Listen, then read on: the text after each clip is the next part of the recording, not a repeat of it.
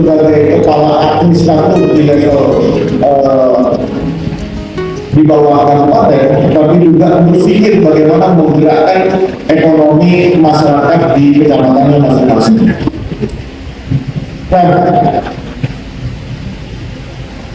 kalau berbicara tentang pertumbuhan ekonomi, banyak kemarin yang tanya, kemarin waktu saya dapat berita tentang pertumbuhan ekonomi di triwulan kedua 5,95, Pak Cendela ya, 5,95 itu melebihi rata-rata nasional yang 5,81,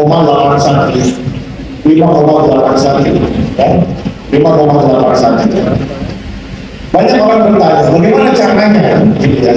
Bagi saya sederhana, di pertumbuhan ekonomi pasti sisi konsumsi kita dorong. Mungkin orang tidak merasa bahwa apa yang kita kerjakan, pemerintah kabupaten kerjakan, melaksanakan banyak kegiatan itu mendorong konsumsi. Kenapa orang mau mengeluarkan uangnya? Karena ada kepercayaan diri. Ya, ada kepercayaan diri ketika dia belanja, maka dia lebih baik belanja daripada menyimpan uangnya di bank, gitu ya. Nah, ada kepercayaan diri bahwa ekonomi itu bergerak. Nah, memang kayak tadi misalnya dijelaskan, ada risiko ketika pertumbuhan ekonomi ditopang hanya dengan sisi konsumsi, meskipun dia bisa dimitigasi. Tetap ada risiko, ya kan?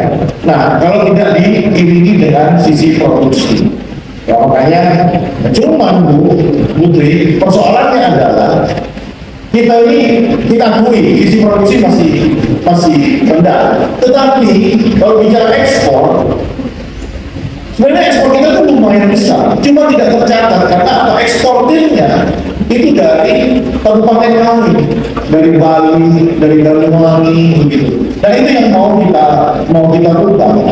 Dengan apa ya? Dengan bantuan BI tentunya, gitu ya. Kemarin juga minta bantuan biar cukai, ada pelatihan semacam itu. Contoh kemarin kopi, kita ajak kemudian UMKM ekspor ke Arab Saudi. Kalau soal udang, tentu karena masih ada damping politik yang saya tidak tahu kabarnya. Kemarin saya ketemu dengan salah satu pengusaha, katanya sudah mau dicabut 7% ya dari yang masuk 7% di Amerika. Gitu. Nah, tapi persoalan utamanya adalah furniture misalnya yang dari daerah timur itu gede, tapi tidak tercatat di sini. Kenapa? Karena masih pakai ekspornya dari Kabupaten Musi. Padahal kita punya pelabuhan. Nah, kita mau mengarah ke sana, membangun kepercayaan diri para pebisnis supaya mereka itu mau melakukan ekspor mandiri. Nah, itu kita butuh bantuan dari BI. Nah, ini mungkin ada Pak Camat sekalian, tolong di screening mana potensi usaha atau produksi yang bisa dikirim ke luar negeri. Nanti kita berbarengan, misalnya kalau belum bisa mandiri kita bisa bikin holdingnya dulu lah, gitu ya, atau kita bikin intermediate channel yang dulu supaya mereka tetap atas nama satu golongan bisa mengirim barang ke luar negeri. Nah, sehingga komposisi pertumbuhan ekonomi atau PDRB ini juga menjadi seimbang. Nah, itu kalau sudah seperti itu saya punya teori. Kalau soal inflasi, Bu, ya tadi soal pertumbuhan ekonomi. Kalau soal inflasi, saya tidak pernah khawatir kalau misalnya sejak awal saya menjabat, tidak pernah khawatir. Ada tidak ada bupati namanya Presiden Jagung, itu pasti surplus. Gitu ya, katakanlah tidak ada bupati itu surplus. Karena apa? It's about culture. Karena culture kita itu agri. Nah, cuma selama ini orang menganggap culture kita itu maritim. Itu big no, selalu opal gitu. Hanya 5% masyarakat Situ Bondo dari total populasi 680.000 yang klaim dirinya itu adalah nelayan. Paling 5%.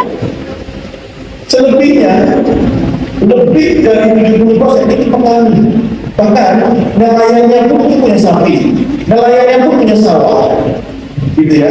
Nah, cuma karena garis pantai yang panjang diklaim bahwa kita adalah wilayah maritim. Salah total gitu. Saya berani bilang seperti ini karena dulu saya pernah diundang BI ketika masih jadi seorang peneliti gitu ya. Salah ini, salah treatment gitu. Harusnya di situ adalah pertaniannya, adalah agriculture. Culture itu agri, bukan maritim culture. Nah itu ya harusnya menjadi apa namanya ada di benak para pejabat sekalian. Fokus di pertanian, fokus di pertanian. Tahun 3 tahun lagi itu akan terasa bibit kebungkus, kapulaga dan jahe akan terasa. Terutama kapulaga yang harganya bisa sampai 300.000 per kilo, itu akan terasa. Tiap tahun kita kasih bibit di bawah pohon kopi untuk ditanami itu pasti akan terasa sekali. Nah, oleh karena itu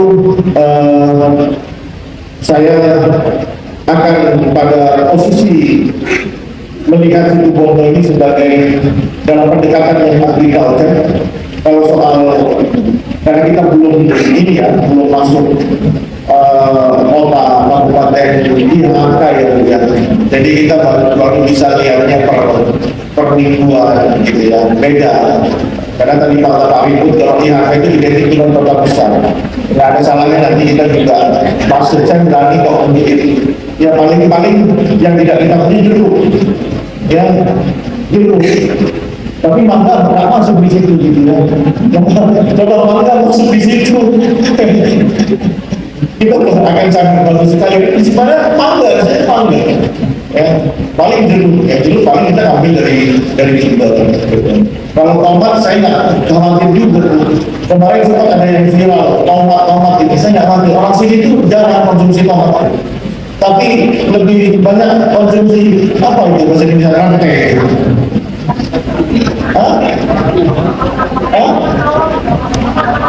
Tomat mawar, itu tomat itu.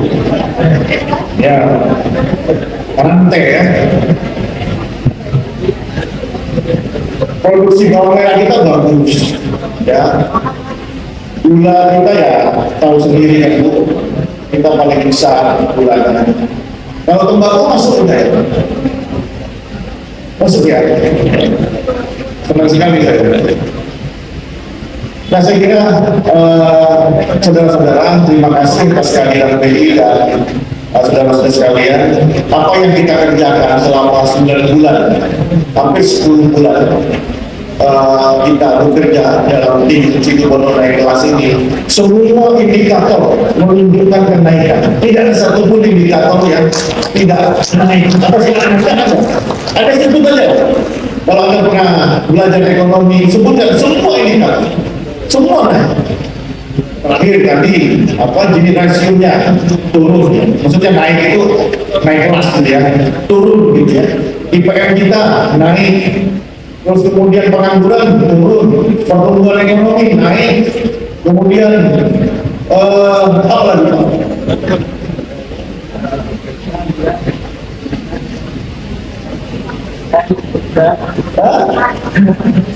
Kemiskinan turun, dari 15-17 menjadi 11-54 menjadi 11-17. Semua indikator itu, ini keberhasilan Anda semuanya yang percaya diri bahwa kita itu ada sesuatu yang kita tuju. Dari awal saya katakan yang mau kita tuju adalah kemiskinan. Kemiskinan nanti di akhir masa periode saya jadi bupati harus ada di level 9. Sekarang di 11, di 17. Saya dilantik 11.54. Itu harus gradually harus turun dan turun. Nah, semua indikator menunjukkan ke arah sana, ya. Karena pertumbuhan konsumsi kita, apalagi di periode bulan ini, ya, triwulan keempat ini, government spending kita lagi besar-besarnya, proyek di mana-mana, orang bekerja, ya kan, yang tadinya pengen bakso sekarang orang sudah bisa makan bakso satu warga. Tadinya nahan mau beli makan budak cingur apa, sekarang sudah bisa belanja. Tadinya nggak bisa belanja, akhirnya sudah bisa belanja. Karena apa? Sudah punya upah. Ketambahan lagi proyek di Balongan, yang itu secara kontinu akan menggelontorkan dana sekitar 1,6 triliun. Tentunya ini harus menjadi kepercayaan diri kita. Nanti Januari tol sudah dibuka, makin banyak orang yang akan berlalu lalang di situ Bondo ini. Maka kalau kita bisa menarik mereka berhenti saja sekali, mereka pasti akan spending di sini, dan itu menambah lagi kepercayaan diri kita, gitu ya. Jadi situ Bondo ini secara ekonomi, baru saya dilantik itu saya sama Pak Gunawan tanya, skala ekonomi kita paling rendah Pak, di skala 3. Oke. Dan saya pikir nanti paling tinggi di 2020 2030 ya, mudah-mudahan. Terima kasih atas kehadirannya dan kerja kerasnya teman-teman. Kita belum berhenti, kita baru muncul, dan mudah-mudahan tahun depan kita jauh lebih baik lagi. Terima kasih. Assalamualaikum warahmatullahi wabarakatuh.